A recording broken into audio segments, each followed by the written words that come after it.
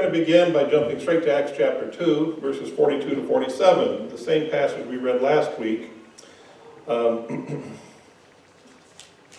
Acts chapter 2, verses 42 to 47, the NIV has the subtitle, The Fellowship of the Believers. They devoted themselves to the apostles' teaching, and to fellowship, and to the breaking of bread, and to prayer. Everyone was filled with awe at the many wonders and signs performed by the apostles. All the believers were together and had everything in common. They sold property and possessions to give to anyone who had need. Every day they continued to meet together in the temple courts. They broke bread in their homes and ate together with glad and sincere hearts, praising God and enjoying the favor of all the people. And the Lord added to their number daily those who were being saved. So I said last week that this was a summary of life in the early church. So up until this time, the Jews had established a synagogue pattern of worship. Not everyone could go to the temple all the time, so they had developed these outposts called synagogues where they would kind of gather together on the Sabbath and have a scripture lesson and do some things like that. And the early church began to kind of follow that pattern. They began to get together in their homes, which is, they didn't have dedicated buildings yet. Like the day the church began, there were no church buildings. There were some synagogues around, but a lot of the Christians were being kicked out of the synagogues. And so that didn't matter anyway. But this was what life in the early church was like. And from that, we've drawn heavily on this passage to kind of give us an organized way to think about Kenosha Family Church, who we are and how we operate. And so I want to kind of review some of that again today. We began last week, we'll get into that. But I want to back up a little bit because it's a good jumping off point. And talk about a couple of our kind of mottos or slogans. And that is that our desire is to be Christ-like disciples. Our mission is to make Christ-like disciples. And we actually kind of developed our mission first. We said, our mission is to make Christ-like disciples. And of course, we want to be Christ-like disciples. That's how we make Christ-like disciples, is by being Christ-like disciples. And this all comes from the Gospel of Matthew. So we're going to go to Matthew 22. And we will skip around in the scripture a little bit today. Matthew 22, beginning in verse 34.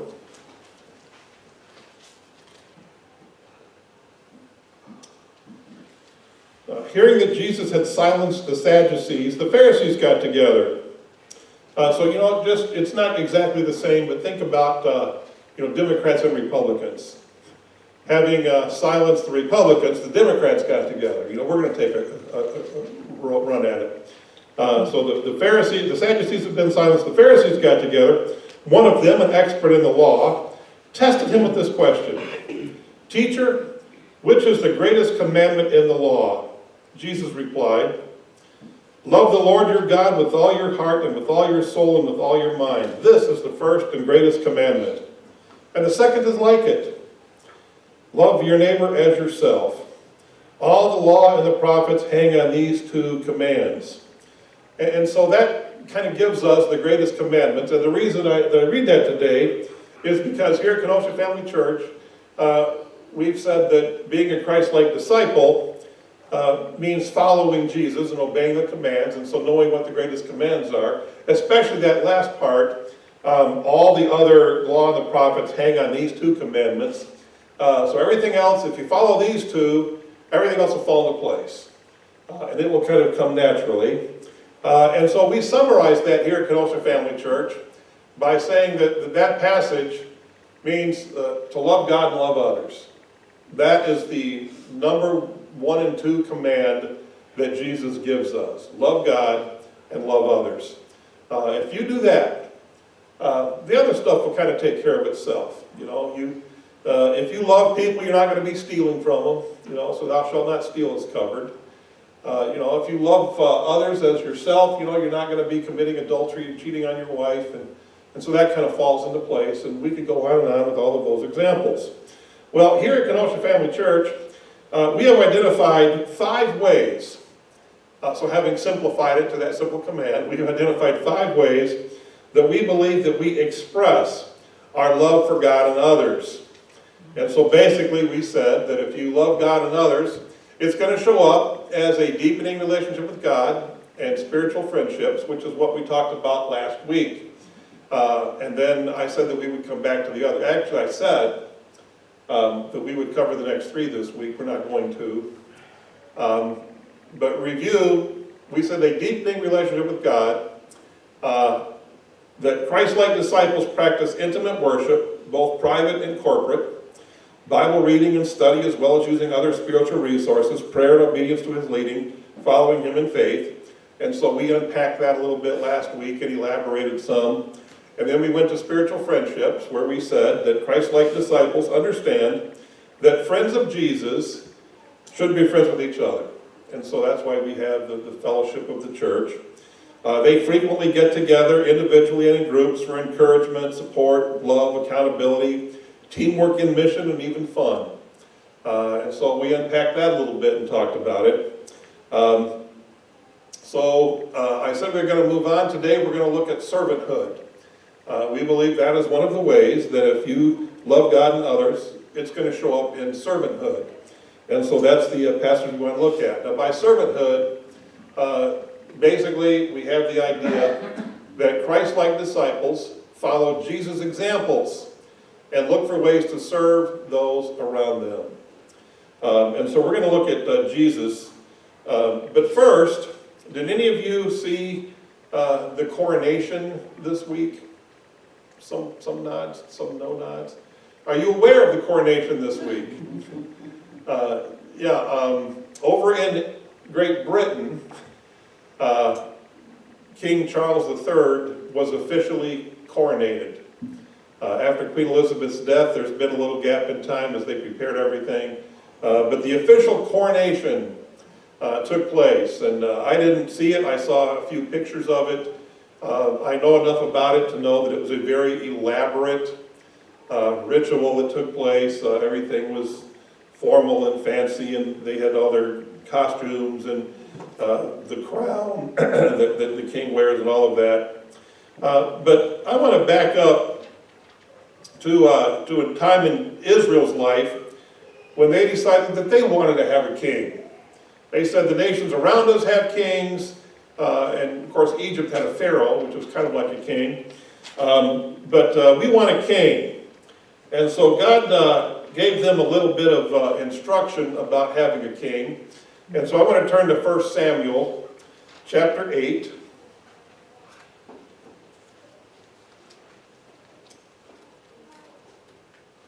And we're going to look at verses 10 to 17. Where God told the prophet Samuel, tell them they can have a king, but I want you to warn them first. Let them know what it's going to be like to have a king. So beginning in verse 10, page 218 if you're using one of our worship Bibles. Samuel told them all the words of the Lord to the people who were asking him for a king. He said, "This is what the king who will reign over you will claim as his rights. He will take your sons and make them serve his chariots and horses, and they will run in front of his chariots.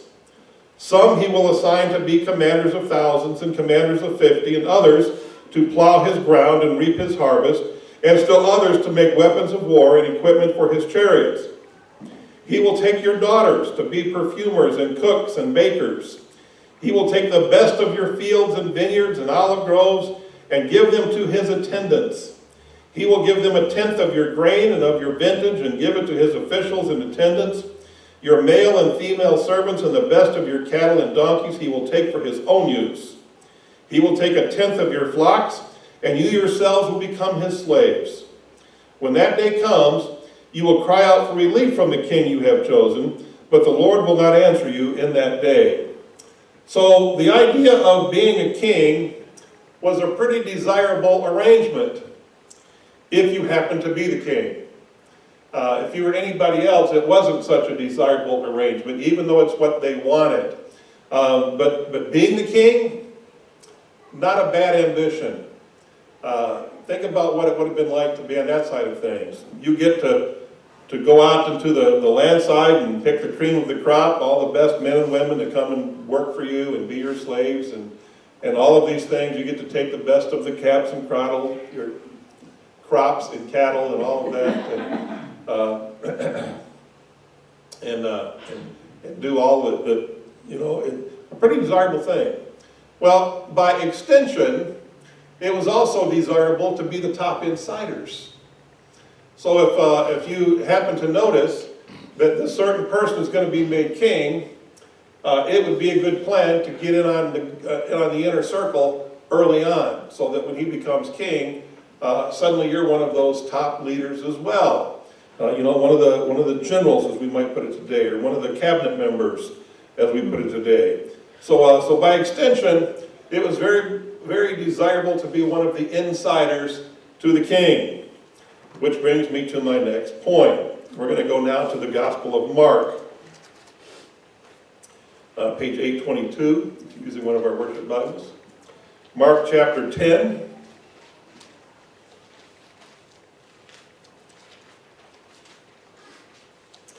And we're going to look at verses 35 to 37.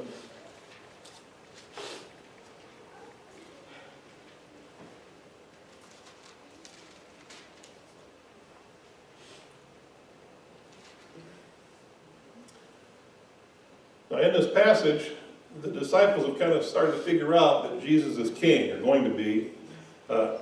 They had some misunderstandings about what kind of king he was going to be, but they had that idea that he would be king. Mark 10, 35 to 37. Then James and John, the sons of Zebedee, came to him. Teacher, we want to ask you to do whatever we ask. You ever go to someone and say, I want you to do me a favor? And you want them to say yes before you tell them what the favor is? Kids are really good at that. But it's kind of a common procedure. We want to ask for a favor. We want you to say yes before we tell you what the favor is. So we want you to do for us whatever we ask.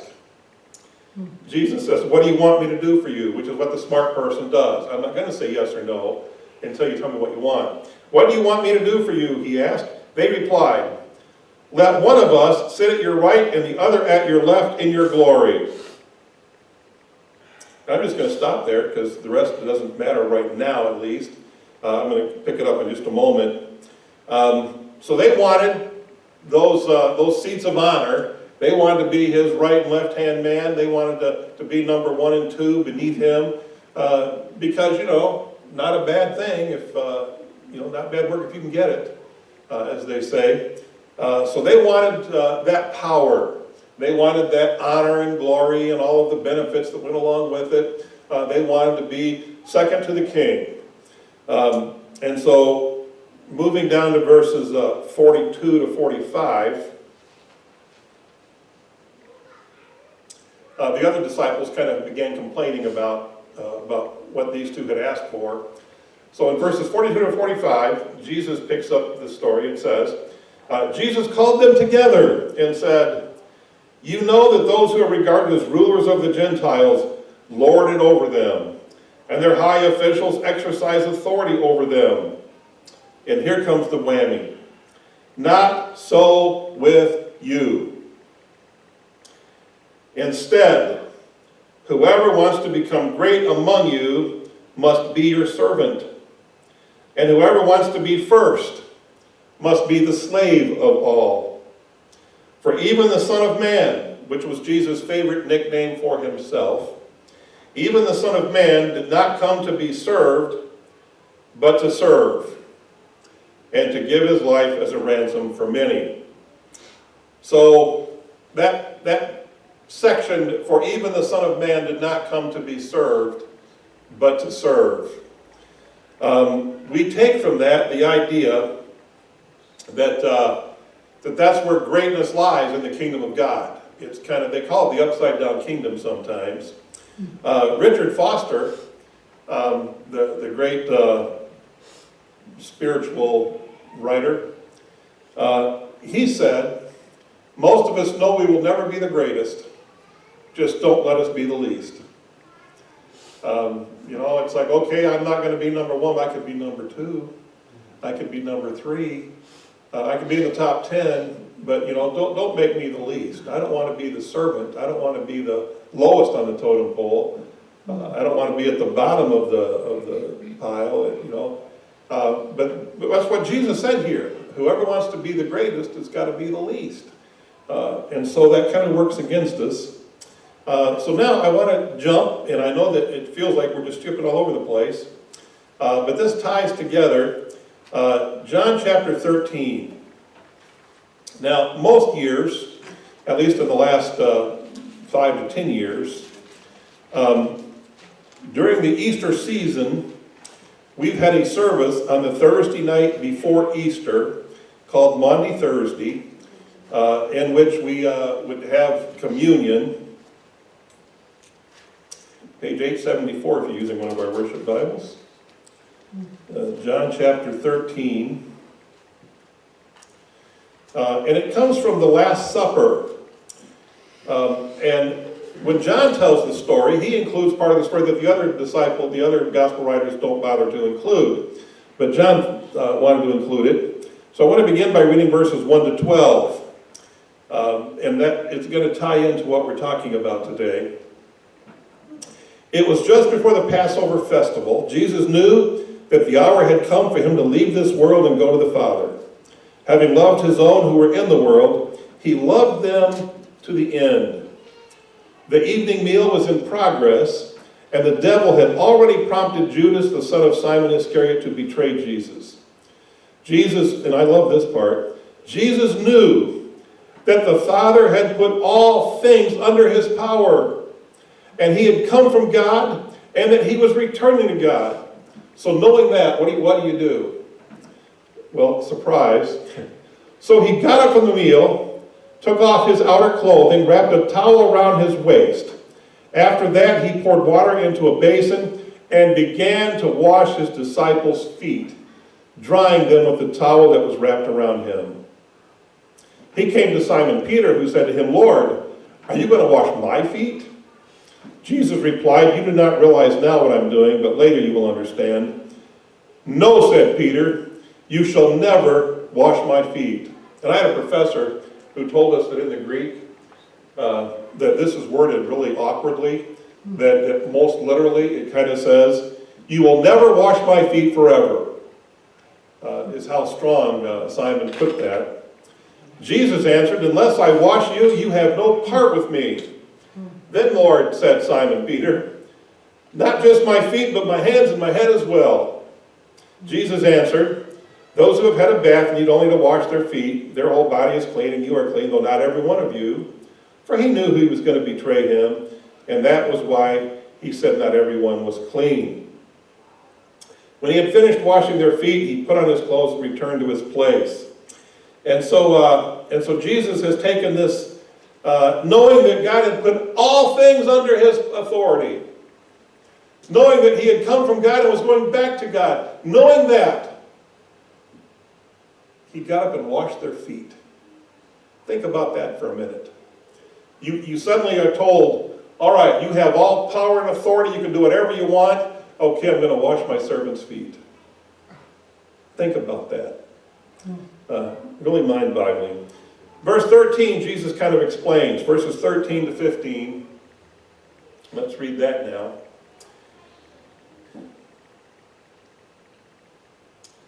"Do you understand what I have done for you?" he asked them. "You call me teacher and Lord, and rightly so, for that is what I am. Now that I, your Lord and teacher, have washed your feet, you also should wash one another's feet. I have set you an example, that you would do as I have done for you. Very truly I tell you, no servant is greater than his master, nor is a messenger greater than the one who sent him. Now that you know these things, you will be blessed if you do them." And so we have that sentence, I have set you an example that you should do as I have done. Have any of you been in a service, a foot washing service? I have been on the receiving end, and honestly, it's kind of humbling to sit in a chair and have, in my case, it was a district superintendent, kneel at my feet and wash them.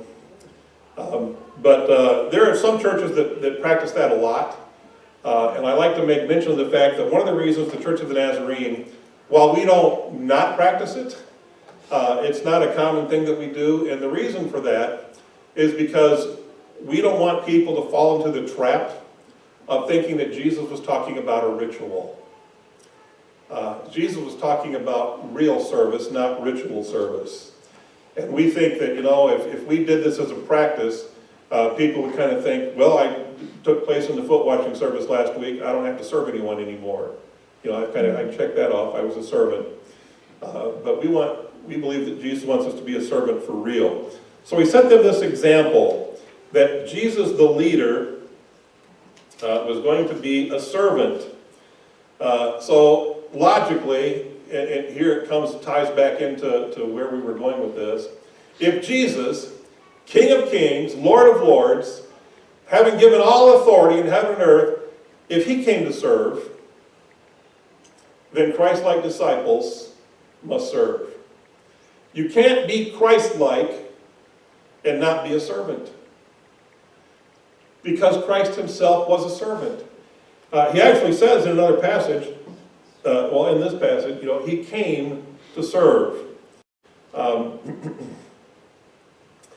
And so we must serve as well. And so I just want to take a couple minutes and talk about what that looks like, other than a foot washing ceremony. How do we serve today? And I want us to think about this in a formal, organized way, that is opposed to the informal, impromptu kind of way, by first talking about service through the church. One of the ways that you can serve is by taking church jobs. Surprise? Now one would think that'd be the pastor's favorite topic. We need people to have church jobs, and there's a lot of them. When I make the announcements, I'm going to be recruiting for people to help mow the lawn. Doesn't seem very spiritual, does it? But you know what? It needs to be done. If we're going to have this place where we can come and gather and worship, and whether we like it or not, the city, if we don't mow the lawn, after a few weeks they'll send us a letter and say, if you don't do it, we'll come and do it, and we're going to bill you for it. And when they bill you for it, they charge a lot. Because we live in a city, we want to be good neighbors, we need to mow the lawn. That's one of the ways that you can be a servant. And there are more spiritual tasks. Robin's back with the kids right now. It's nice to have people who are willing to take the kids in Sunday school and in Sunday school classes and in children's church and when we have parties and all of those kinds of things. And speaking of parties, when we have game night, when you arrive, you'll find that these chairs have been moved and tables and chairs have been set up in their place. We don't pray that done. Lord, we're going to be gathering tonight. Please go to the church and move the tables around for us. We have people who come and do that. I think in this particular case, it's mostly Moors. But anytime we have an event, someone's got to do it. And then when we're done, we have to clean it up and so on and so forth.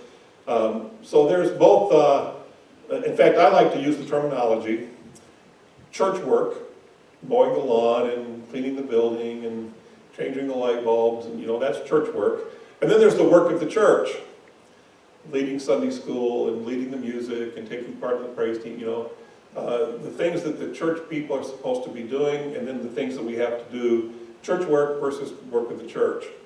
But then there's also, in a formal kind of organized way, there's work for not the church. I got a letter this week here at the church from the Kenosha,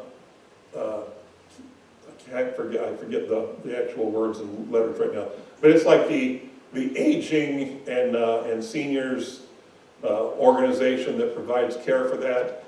You probably know it most off the tip of your tongue. For example, Meals on Wheels.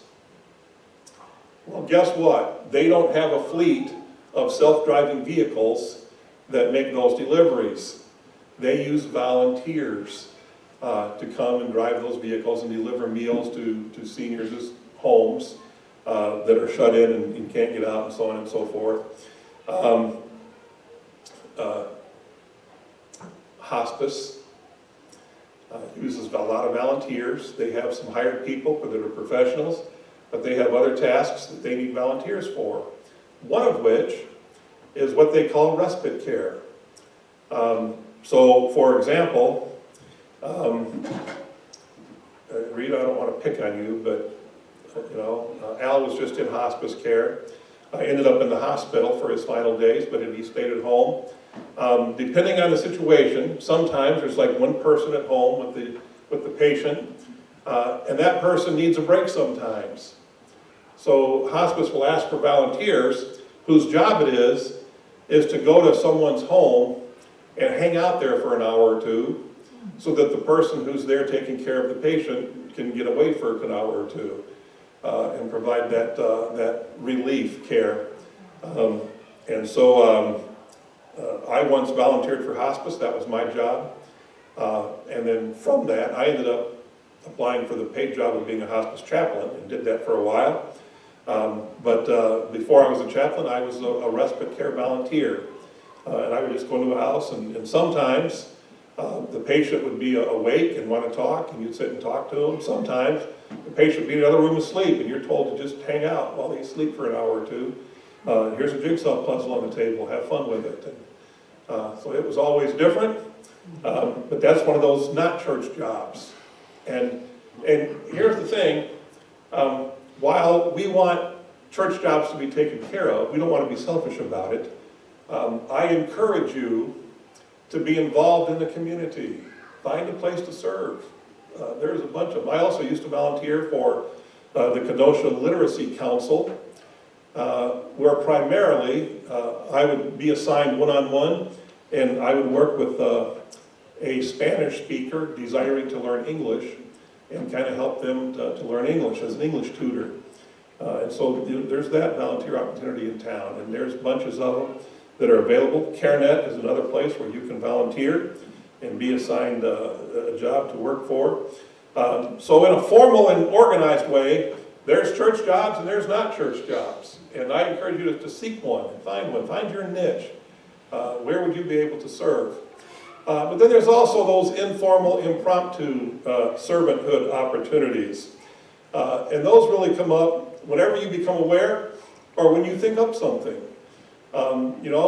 If all of a sudden you find out that, your neighbor lady doesn't have anyone, she's kind of can't get out of the house hardly without falling, and she's a trip hazard, and she just needs someone to go to her mailbox every day and get her mail and bring it into the house for her. You become aware of that, you can volunteer. Just, it came up, you became aware of the need, so you fill the need, and there's no organization that's going to train you, and you just do it. And then other times you think something up. I heard a pastor once say that he had a guy in his church that somebody had passed away, and he knows that when that happens, your family comes over and you're extra busy and all of these things happening. And he said, I didn't even call. I drove over and got my mower out of the back of my pickup truck and mowed their lawn for them. Because I knew that their lawn needed mowing and they weren't going to have time to do it and weren't going to think about it and so on and so forth. I just thought of it, so he did it. And so there's all these ways that you can serve in an informal way, just because the servanthood opportunity comes to mind. One of my favorite, probably the favorite, non-Christian teacher speaker that I've admired in my life was Gandhi. And one of the things that Gandhi said was he was going to some conference and something went wrong and they needed some physical help cleaning up a mess that, like the plumbing had backed up or something. And someone said they were, oh, but you shouldn't be doing this. This is and he said, I'm happy to do whatever is not beyond my capacity. Like, if I'm able to do it, I don't care how lowly it is, how minor. If I'm capable of doing it, I'm happy to do it. And I just thought, isn't that the attitude every Christian ought to have? Whatever is not beyond my capacity. And as a Christian, here's the fun part. God has been known, there are scripture stories about it, where he increases your capacity when the time comes where you need to have your capacity increased. I love that about the way God works in the economy of kingdom work. So, you want to be a Christ-like disciple? One of the 5 ways that you're going to express your love for God and others is by being a servant, or through servanthood. Next week, well, not next week. I can tell you it's not next week. We are going to come back to this, but next week we're going to kind of focus on Mother's Day. So you can plan on that for next week, Mother's Day. But we will be back and we'll talk about the last 2 of our 5 ways, generosity and sharing the faith. Those are the 2 more ways that we show that we're Christ-like disciples. Let's pray together. Father, we thank you for your